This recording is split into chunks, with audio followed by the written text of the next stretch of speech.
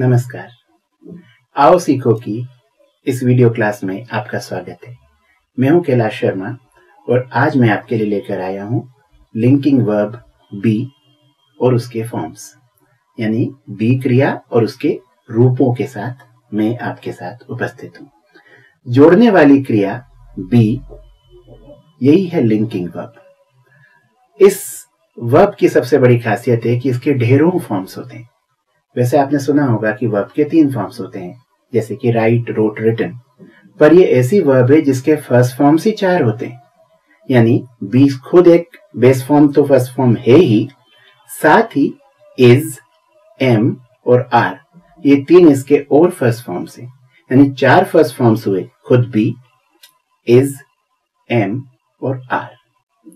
इसके second forms 2 हैं, was और वर, और इसका पास्ट पार्टिसिपल फॉर्म यानी थर्ड फॉर्म एक है, वो है बीन। इतने सारे रूप किसी भी दूसरी वर्ब के देखने में नहीं आते। ये तो भाई अद्भुत है। और तो और इसका आईएनजी फॉर्म भी होता है बीइंग, BEING, और एक एक फॉर्म बहुत बहुत उपयोगी है। इनके इस्तेमाल सीख करके हम अंग्रेजी अच्छे से सीख सकते हैं, ये तो छोटी बात है, पर इनका इस्तेमाल सीखे बगैर हम अंग्रेजी में एक कदम भी आगे नहीं बढ़ सकते, ये उससे भी बड़ी बात है। तो आइए अब हम सिलसिलेवार इनको जानें और समझें। दोस्तों, आपको याद ही होगा, हमने आपको पिछली वीडियो क्लासेस में कहीं बताया था कि वर्ब वह शब्द है जिससे कुछ करने या होने का एहसास होता है, कुछ करने या होने का आभास होता है, कुछ करने या होने की ध्वनि हमें मिलती है, कुछ हो रहा है, कुछ किया जा रहा है। ज्यादातर वर्ब्स कुछ करने का ही आभास देती है और इसीलिए उनको एक्शन वर्ब्स कहते हैं।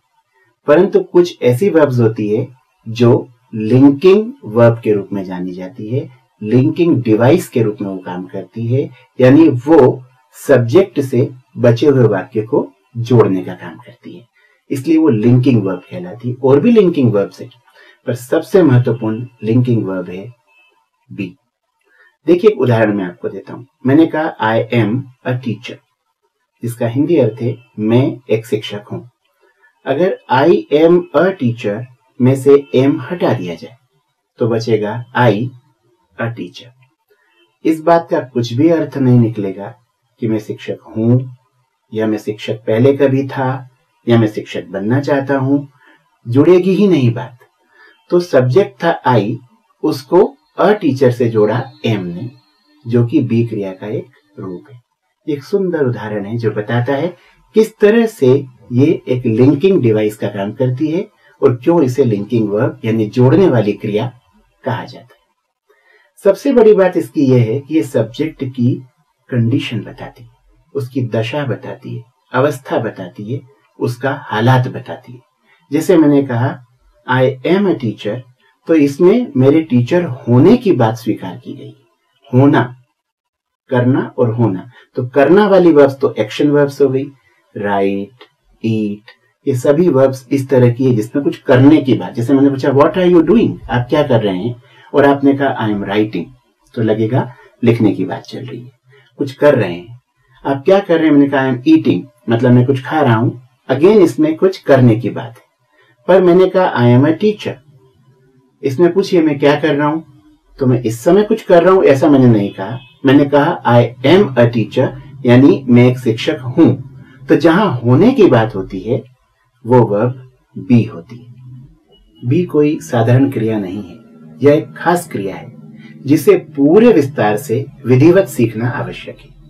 आइए अब हम समझें कि बी क्रिया का कौन सा फॉर्म किस किस के साथ लगेगा और क्या क्या अर्थ देगा। बी क्रिया ये तो बेस फॉर्म है, इसके फर्स्ट फॉर्म्स 4 हैं, खुद बी, इज, एम और आर। बी का प्रयोग तो सभी पर्सन्स के साथ होगा।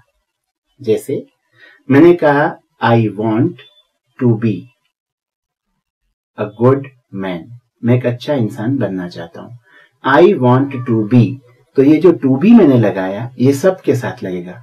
You want to be, she wants to be, सबके साथ टू बी लग जाएगा, इसलिए टू बी का कोई एक पर्टिकुलर पर्सन फिक्स नहीं किया जा सकता, परंतु इज एम आर के खास पर्सन्स हैं।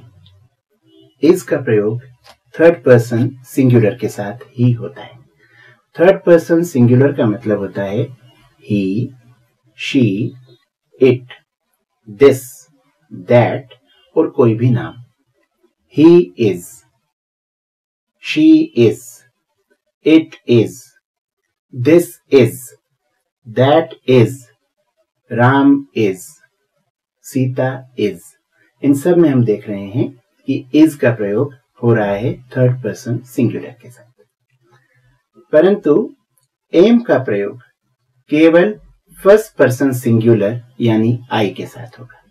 आई am a teacher, I am a man, I am an Indian. इन सब में आई के साथ एम का इस्तेमाल देखने में आ रहा है, और कहीं भी एम का इस्तेमाल नहीं होता है आई के अलावा।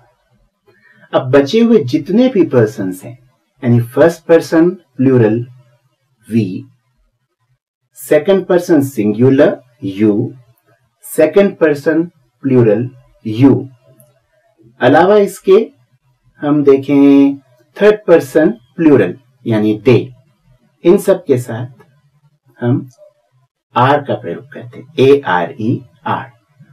आई am, we are, you are, you all are, he is, she is, it is, this is, that is, they are।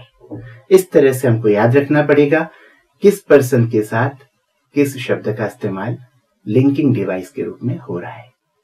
अब पास्ट टेंस में इसके दो फॉर्म से was और were।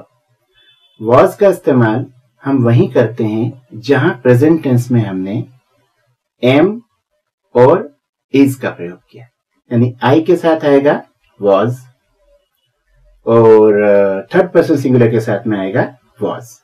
बाकी जहां जहां हमने वर्तमान काल में यानी प्रेजेंट टेंस में ARE का प्रयोग किया, वहां वहां पास्ट टेंस में WERE का प्रयोग करेंगे।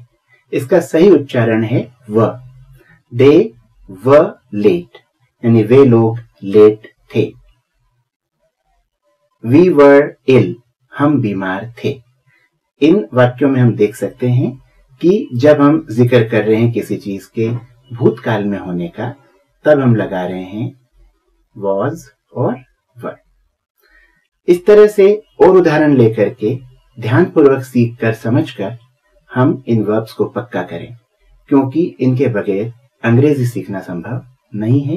ये कदम कदम पर हमें देखने को मिलती है, इनका प्रयोग बार बार होता है, इसलिए आप इन्हें थोड़ा और ज्यादा प्रैक्टिस करके सीखें। नमस्कार, जय हिंद।